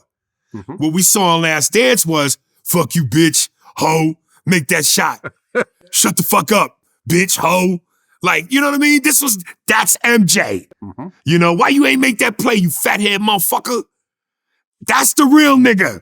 And I loved it. Because something in me went, I wonder how he is for real. Not when the cameras is on. We know what he's like when them cameras is on. When they're not on, he is a cigar smoking, cognac, brandy drinking, cursing motherfucker. Yeah. And I loved it. Yeah, I mean, listen, I interviewed Gary Payton recently. Yeah. I remember they went And out. Gary's real. He ain't one of them No. camera one way, Nope. off camera. What you see is what you get. Yep. Yeah. One of the baddest trash talkers of all time. But you know who he told me was a far more vicious trash talker than him? Larry Bird was one of the best. There you go. Yeah. There you go. Yeah. He said he couldn't hold a candle. Because Larry Bird, he said not only would he trash talk you, but he would tell you what he's about to do to you. Yeah. And could fight. Might fuck you up. Yeah. Yep. And listen, here's the thing. And this is part of what made Mike Jordan genius and so successful. He understood the brand. He understood the business. Mm-hmm. And when you can figure out, Warren Buffett had one of the greatest quotes, if you can't control your emotions, you can't control your money. True. And that's how I learned that the hard way, by getting my account spending, because I use my account for publicity, tell people where I'm going to be, give people opportunities to send me whatever their artistry is. I play it on my podcast. I pump my podcast. I get paid for that. So it's a great tool for business. But the moment I can't control my emotions, which at times I couldn't, and I argue with motherfuckers who I don't even know, who shouldn't mean shit to me. And now because they've reported me and my account is suspended, guess what? Because I couldn't control my emotions, I no longer have this platform to make money. So the fact that Michael Jordan could find that balance and be strong enough to do that, that's commendable. Because we all don't, no one wants to be fake. Oh man, you're a fake, you're a phony. So we want to be real. But then that's when it goes to the genius of Chappelle, when keeping it real goes wrong. Mm-hmm. And it can go wrong. I don't know what Kevin Hart is really like personally for real, Mm-hmm. but he protects that brand, man. He knows how to make that brand what it needs to be. I mean, I've never hung out with Kevin Hart. Me and Dave Chappelle did hang out backstage at one of his concerts, I think in Santa Barbara. Right. And he was actually a fan of like, my interviews and my mixtapes and everything else like that. So we kind of hung out. Dave is very low key, kind of. Yeah. You know what I mean? In That's why he lives person. in fucking Ohio. Yeah. Yeah. Yeah. He's not Rides one of these skateboard. guys like who? Tracy Morgan is always on. Tracy. I wish I did a good Tracy. Tracy Morgan. I always said Tracy sounds like a New York City drag queen. Tracy, yeah. Tracy Morgan. I don't know, yeah. I love you, Tracy. Please don't be mad at me, nigga. Tracy's always on. Mike Epps is always on. People I hung out with just off camera. Dave wasn't really like that. Dave was just chill. He was When you between say shows. on, like they're trying to. Yeah, like it's like it doesn't mean if they're on stage, off stage, cameras rolling, no Right. cameras rolling. Like they're cracking jokes. They're funny. They're like the Right. center of attention. They're like the star in the Yeah. room. Like DMX is like that. Like DMX is DMX Yeah. all the time. I've interviewed him before. Right. Like I've filmed him before. You don't have to do nothing with DMX. You just press record and let DMX do with it, Yeah. whatever. Chappelle is really more like chill, low key. Yeah. Like, you know what I mean? I remember Yeah. Kendrick's album had just dropped, like, damn. So we were like listening to Mhm. that together, talking about certain songs. I'm like, okay, this is not the Dave that Yeah. I pictured. Well, that's the illusion. Most people assume that we as comics were always, yeah. and I think the really great ones aren't, because there's a moment for that, and when you understand when it's time to be on, you're on, and you're on in such a brilliant fashion that once you get off stage or you're not in front of a camera, you want to turn that shit off. You want to relax. I couldn't imagine being on 24/7. Now, there are times when I'm hanging out and depending on who I'm with, friends, family, people that I feel comfortable with, I definitely don't mind. And I wouldn't even say it's about me being on. I just naturally, instinctively, when I feel there's a moment to be funny or say something obviously funny, I take it. because that's just, it's a muscle for me. Well, I mean, you had talked about Kim Kardashian hosting Saturday Night Live, not being a comedian. What about T.I.? I don't mind anybody trying to reach out and grow. I think Jamie Foxx is equally phenomenal as a singer as he is a comedian. To be honest with you, I prefer him singing than stand-up. But respect the game, though. You know, when T.I. made the comment that comedy was easy, I felt that was disrespectful to the game. He said that? Yes, he said comedy's easy. That was pre-boo. He said comedy is easy. Then he got booed. And that's life going, hey, motherfucker, respect. Not that easy. Not that easy. It's one of the, they say public speaking is one of the hardest things for people to do. It's their biggest fear. Yeah. And that's you not even telling jokes, trying to evoke emotion from people. That's just you speaking. Mm-hmm. So when he said it was easy, I thought it was disrespectful to the game, and I thought it was disrespectful to all the legends and the pioneers that paved the way for us. And then the other cardinal sin that he committed was when he heckled another female comic or heckled another comic. Right. Well, remember there was a female comic that made jokes about him and T.I., him and Tiny. But that was after he heckled her. He heckled her first. Okay. So her defense was, oh, we go in there? Yeah. But if you know this game and you know how hard this is, and listen, not every comic is equipped to deal with hecklers. Some comics, they work out code words with the club. If the club goes, if there's a heckler and they're too much, say to that person, man, you look like you could use a cup of coffee. And that's code for security to handle it. That's a talent. That's a unique skill. And I said on the Fat Tuesdays doc by Guy Torrey, D.L. Hewley and Joe Torre were my teachers, my masters. They didn't personally go, hey man, we're gonna show you, put you under the wing. But they were so great at destroying hecklers. I said, I gotta add that to my game.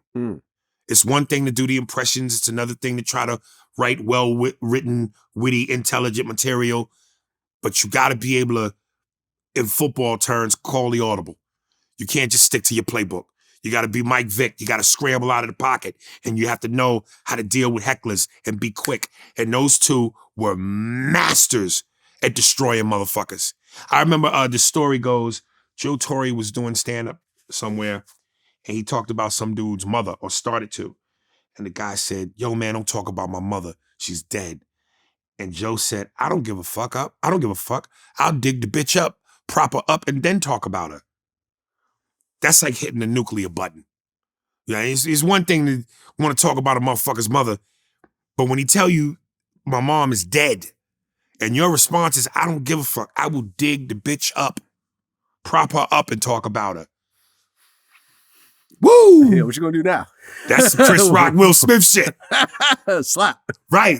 By the way, have you ever had anyone like run up on your stage?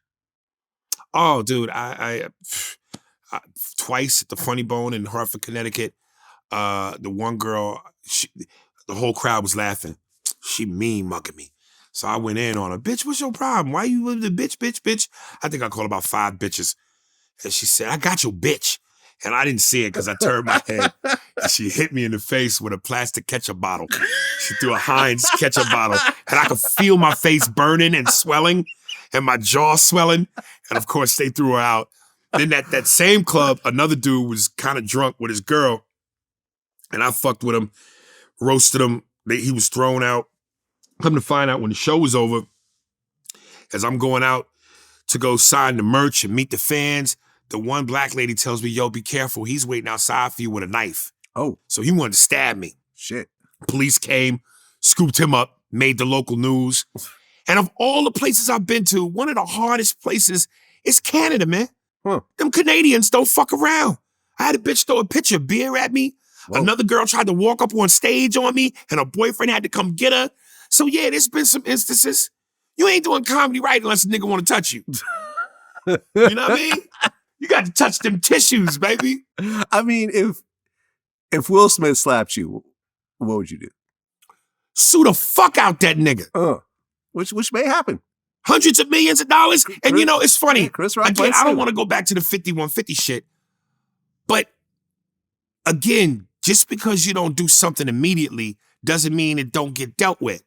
And what we were just talking about, prison. I said one of my favorite lines in the Tupac movie was when the actor, my man Clifton Powell, played the one prisoner who said to Tupac, don't do something in 5 seconds what can get you 50 fucking years. And every nigga in the street's first reaction is to, man, you should have done something. You should have done something. And it's like, look, you put your hands on my mama, my kids, my woman, all bets is off. But I'll take an L if it's just me when I have to measure what all is at stake. Yeah.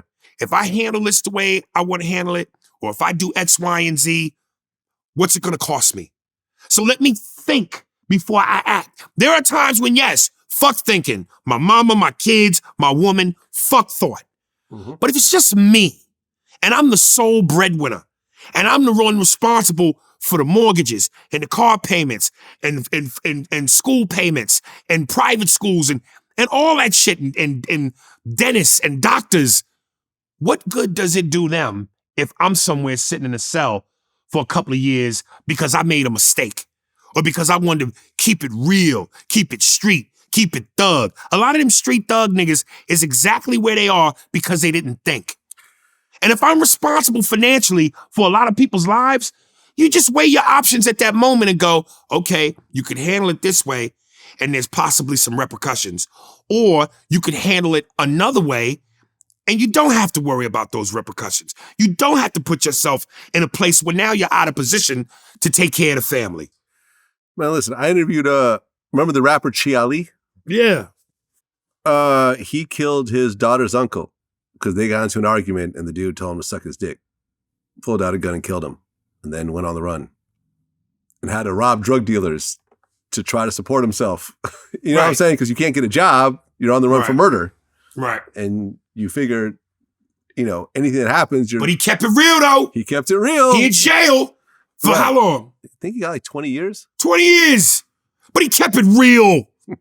Yeah. I mean, that's respectable. Yeah. Missed his whole daughter's, you know, childhood. Missed your whole daughter's upbringing. Yep. Probably got some Cheetos spit in his ass.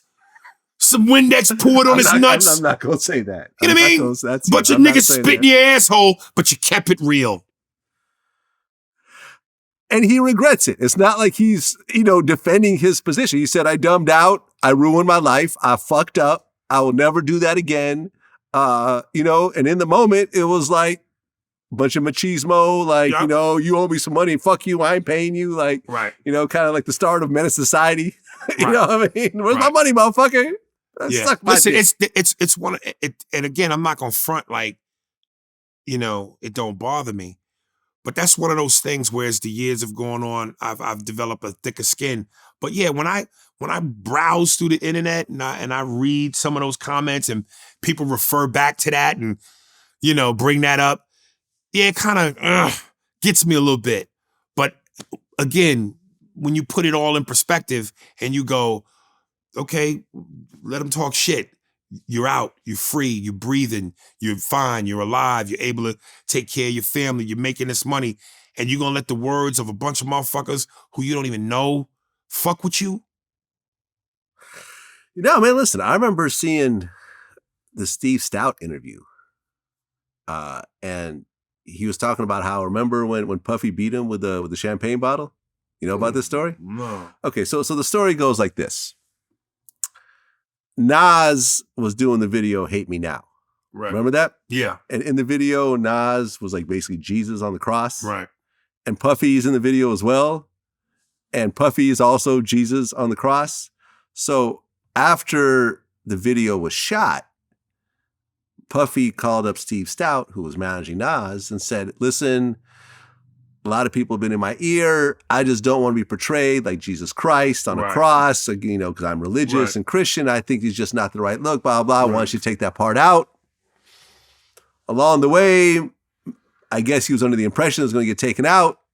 Video comes out, and there he is, whatever. He goes and confronts Steve Stout in his office. In the course of the confrontation, he beats him in the head with a champagne bottle. He gets arrested. Charges get filed and so forth and so forth. And Steve was talking about how being in that situation, it was like, it's very easy to let your mind start to travel and say, yo, I'm going to get a group of guys and I'm going to get my revenge.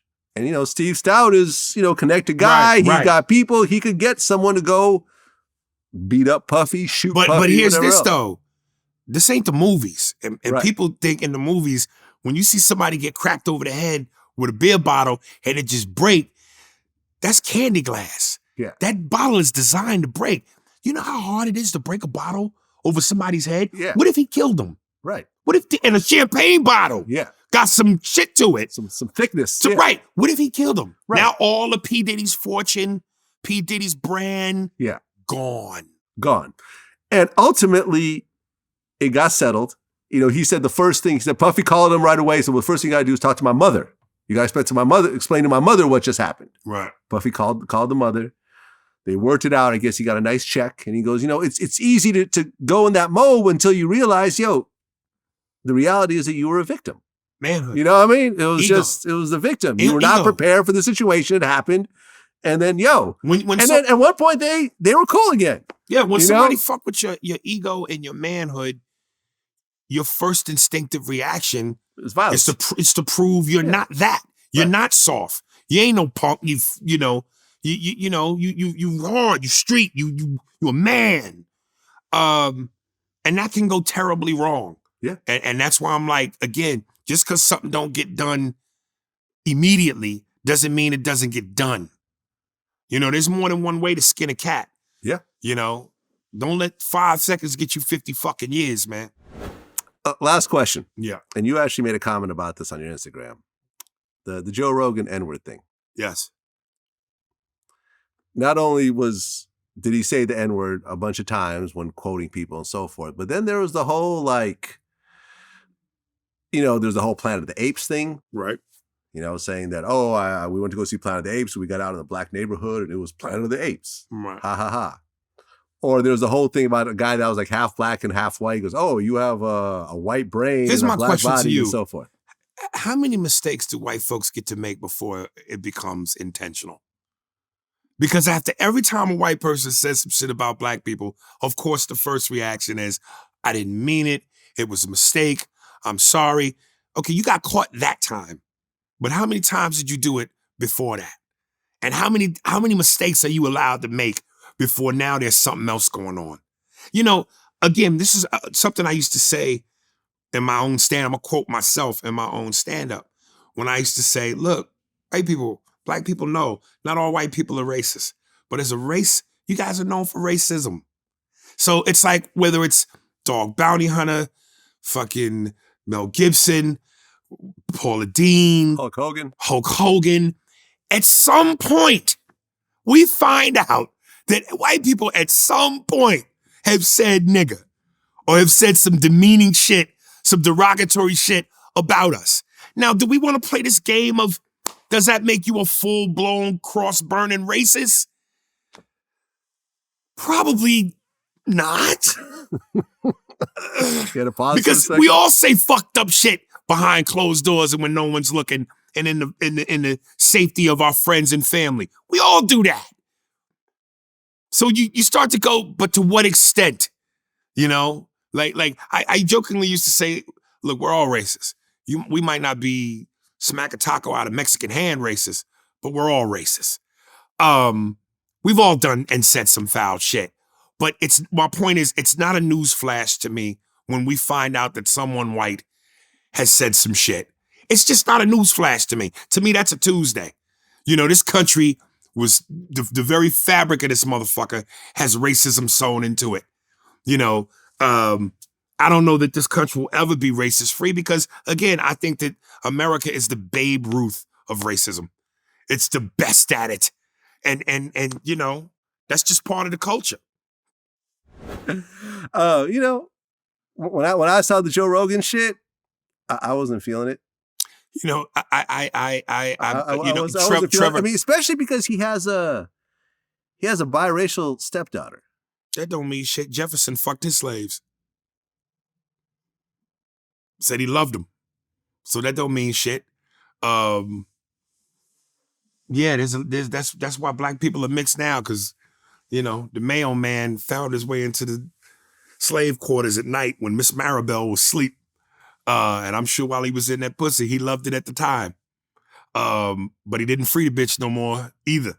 He ain't signed no freedom papers after he hit that ass. You know? Listen, boys will be boys, man. White boys will be white boys. And again, I'm not saying all white people are racist. But to somehow think that a bunch of white boys chilling, you know, alpha males, and it not being said is somehow far from some realm of reality, I think is ridiculous. You know, and then he doubled down on it. He said it more than once. My whole big controversy with him was, and it's walking that fine line, is when he said that at no place, at no period ever, should that word ever be used by white people in any context ever. Now that's the over apology, because if we're talking about context and we're talking about in the arts, well then how do you make movies like, you know, 12 Years a Slave and, you know, The Butler and Selma, and movies that are important because they teach a history, and it's important for our kids and white kids too, because black history is American history. So if you can't say that word at no context whatsoever, then how do we get Blazing Saddles? You know, how do we get the moment between Richard Pryor and Chevy Chase on SNL when they did the classic skit Word Association? You know, some of the greatest comedians, things comedically in television and cinema have contained the usage of that word. Here's the thing. There's lots of stuff that was acceptable back in the day, that was funny and so forth, that really just does not age very well. At the end of the day... Could you give an example? I can give you lots of examples. Like, you know, Eddie Murphy doing Raw and Delirious, you know, with the whole like F word and everything else like that. It won't be no fag, it'll be real siren on top. Woo, woo, woo. Yeah. Right. That just will not fly these days. Well, just because it doesn't fly doesn't mean does it make it less funny. It may not fly because of political correctness and wokeness, but it doesn't change. But just because, you know, being politically correct is not always a bad thing. At the end of the day, certain behaviors should be retired and should be put in the past. You see what I'm saying? Unless they're in the context of a performance piece. No, I don't even see why you're struggling with that. I don't know about that, man. If it's a performance, if it's an art, okay, which is subjective, then who are you to say that shouldn't fly? That's the point of art. It's subjective. And while you might deem that as not appropriate or not funny, contextually within the art form, somebody else might go, brilliant. That's hilarious.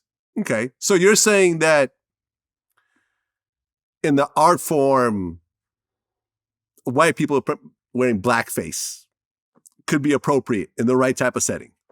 Depending how it's done. Frank Caliendo, one of the greatest impressionists of all time, he was a regular on Fox NFL, or NFL on Fox, back in the day. And they would do the round table where they had Howie Long, James Brown, the black commentator, Terry Bradshaw, and I forget the guy, the coach of the Dolphins, Jimmy something. Nice white hair, had the perfect tan. I know what you're talking about. Jimmy Johnson. Yeah. And Frank would join in on their round table, and it was great every Sunday. And then one day he did an Eddie Murphy Nutty Professor where he played all the characters, and he had our Emmy award-winning makeup artist Jennifer Aspinall make him up as each character. Okay. When I tell you he was James Brown, my complexion, afro, you couldn't tell I was a white dude. You thought that, when you saw that, you went, that's a white dude? He did to that what Eddie Murphy did as the Clumps. So he's in blackface. Well, but it was done respectfully. Robert Downey Jr. Tastefully. Robert Downey Jr. in Tropic Thunder. Fucking hilarious. No one seemed to have a problem with it. A white guy wearing blackface. Why do you think that? There's a difference between, we know when we're being laughed with and being laughed at. Contextually, hilarious. It wasn't, and there were times when, what's my man's name? Brandon, the black guy in the movie, comedian. I know what you're talking about, yeah. My man Brandon, he would call him on it. He addressed the elephant in the room within the movie.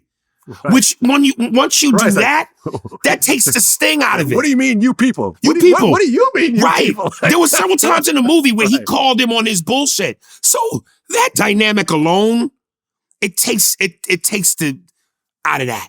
You know what I mean? You're talking about Brandon T. Jackson. Brandon T. Jackson. Yeah. So there's a way to do it respectfully. There's a way to do it tastefully. And most of all, if it's kick-ass funny, black people, we got that sensitive. You know, we've come up harder than anybody else. We played the dozens as kids, or that's what my generation, my parents called it. But jonesing, snapping, dozens. We did that as kids. That's why we don't shoot up high schools. Because we take beatings verbally as kids. Right. Our nerves are touched early, and we learn to roll with the punches and go, you motherfucker, nigga, look at your shoes. Yo, nigga, he got you. That's the swag of black people. White boys, white kids, y'all are sheltered, y'all are pampered, y'all get timeouts, y'all get 8th place trophies.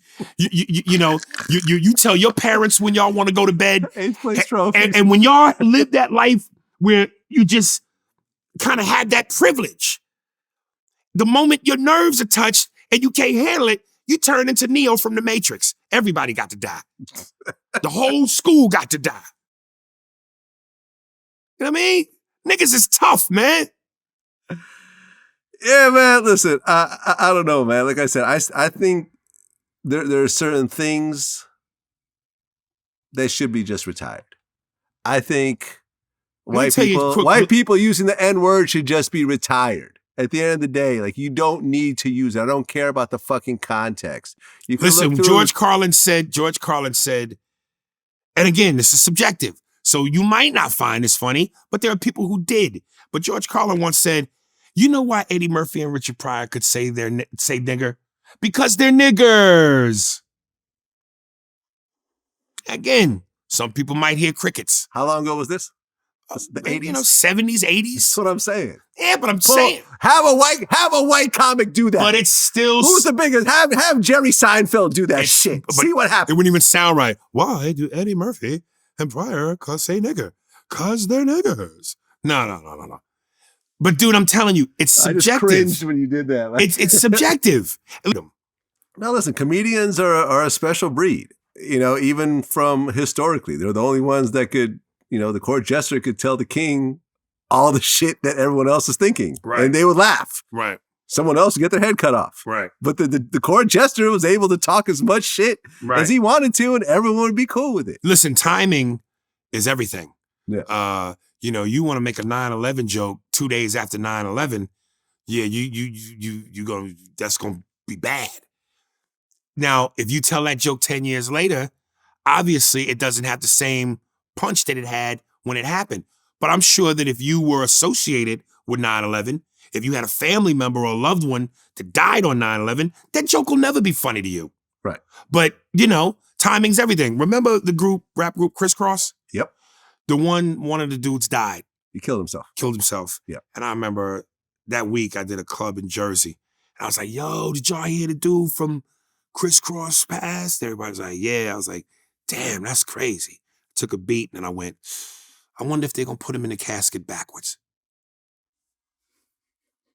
Because they wore their pants backwards, yes, as kids, yeah. Now, I told that joke to Big Daddy Kane and Russell Peters when I did Russell Peters' podcast. Mm-hmm. They fell the fuck out. They fell off their chairs. Mm. Now, again, timing.